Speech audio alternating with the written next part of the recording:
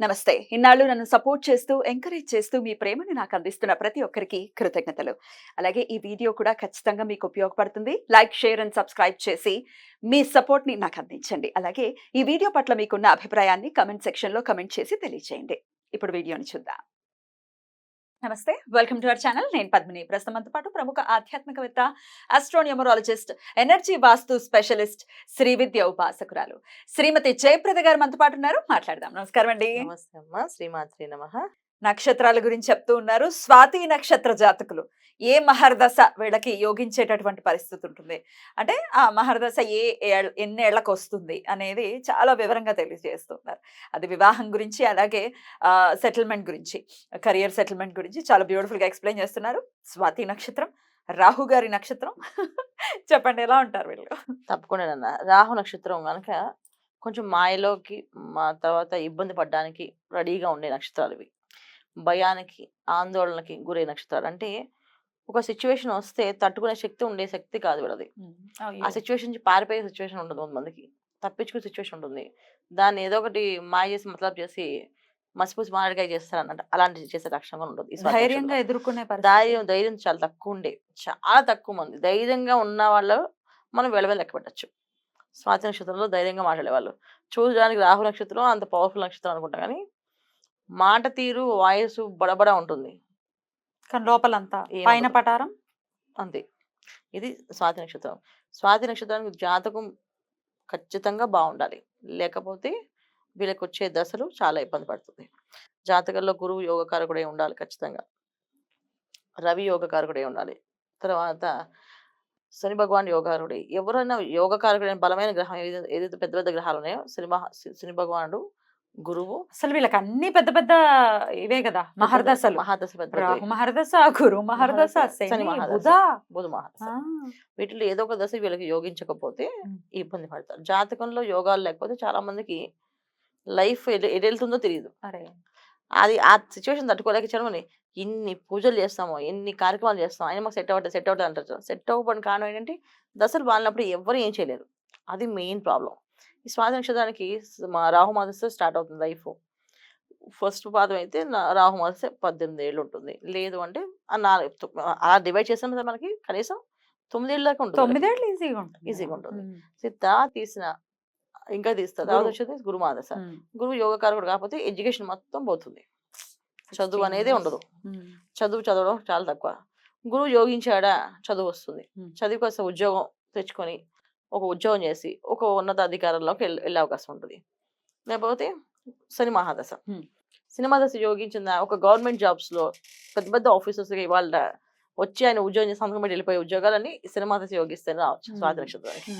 Government jobs లో మంచి settlement jobs వచ్చే అవకాశం ఎక్కువ ఉంది శని యోగకారకుడు అయితే.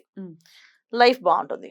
సో గురువులో శని భగవాన్ వచ్చినప్పుడు కూడా జాబ్స్ వస్తాయి. చాలా బ్రహ్మాండంగా వస్తాయి గవర్నమెంట్ జాబ్స్. అంటే గురువు యోగిస్తున్నాడు, అంతదశ శని యోగిస్తున్నాడు. అంటే సినిమా దశ యోగించదు వాళ్ళకి. ఇంకా గురువు దశ యోగిస్తుంది అంటే సినిమా దశ యోగించదు.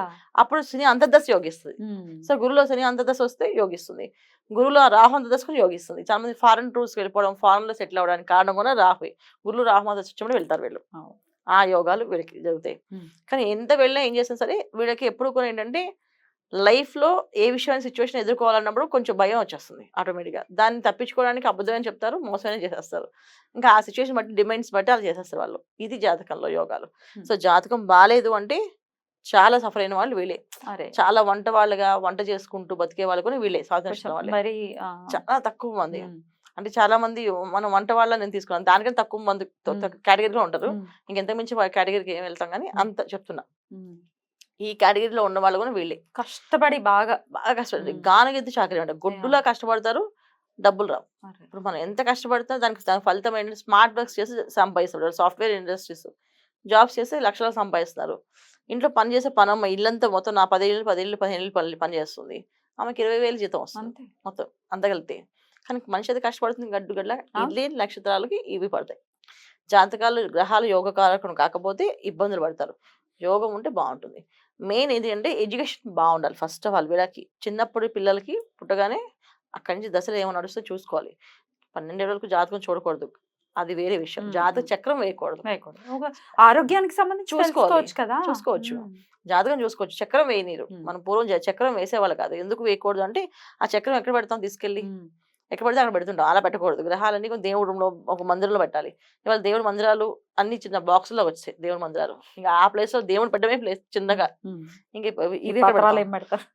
మ్మ్. కష్టం అవుతుంది. మ్మ్. అందుకని ఏంటంటే రాసి పెట్టుకోవాలి. ఒక బుక్‌లో date of birth, time of birth రాసుకొని, సో ఏ దశలో వీళ్ళకి ఏం చేయాలి అని తెలుసుకోవాలి. స్వాతి నక్షత్రం మెయిన్ తల్లిదండ్రులు తెలుసుకోవాల్సిన విషయం ఏంటంటే మా అబ్బాయికి ఎప్పుడెప్పుడు యోగిస్తాయి దశలు. దాన్ని బట్టి ఏం చదివించాలి. చాలామంది మెడిసిన్ చదువుతాను చెప్తారు. చాలా మంది డాక్టర్స్ చదువుతూ ఉంటారు. ఎందుకంటే వాళ్ళకి ఒక మాయ. అది రాహు నక్షత్రం కదా, మేము సేవ చేస్తాం. లేకపోతే మేము డాక్టర్ చదువుతాం. మేము ప్రజలకు సేవ చేస్తాం. లేదా రాజకీయాల్లోకి వెళ్తాం. ఇదే మాట్లాడతారు పిల్లలు. సో వీళ్ళు ఏమనుకుంటారు, తల్లిదండ్రులు వీడికి మంచి ఆలోచన ఉన్నాయి, మంచి అవగాహన ఉంది అని చెప్పి ఖర్చు పెడతారు.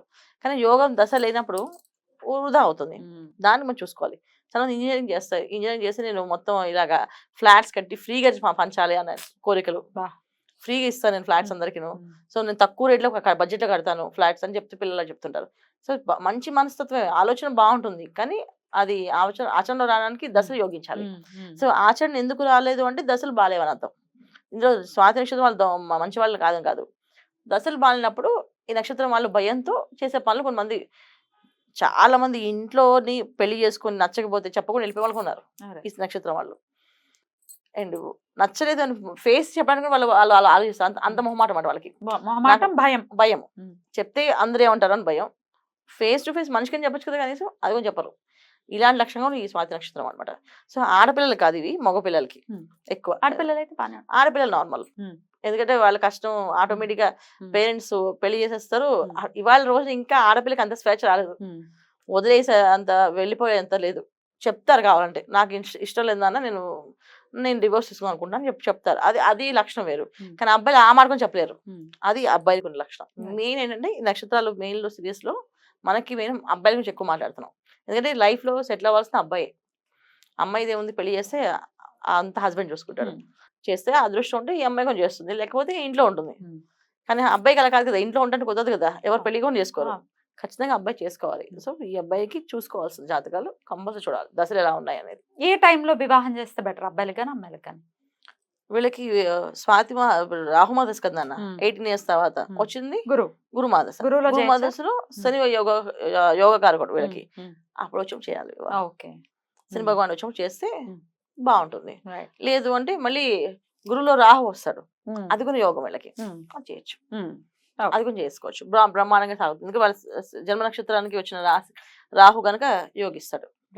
ఏ ఆరాధన ప్రత్యేకించి జీవితాంతం చేసుకోవాలండి వీళ్ళు? ఖచ్చితంగా దుర్గా ఆరాధన, మ్మ్.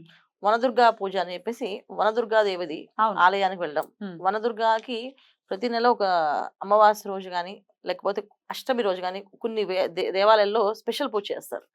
అలా చేపిస్తే చాలా చాలా విశేష ఫలితాలు వస్తాయి. సో వనదుర్గాదేవిని వీళ్ళు ఎక్కువ ఆరాధించడం, వనదుర్గాదేవిని పూజించడం మంచిది.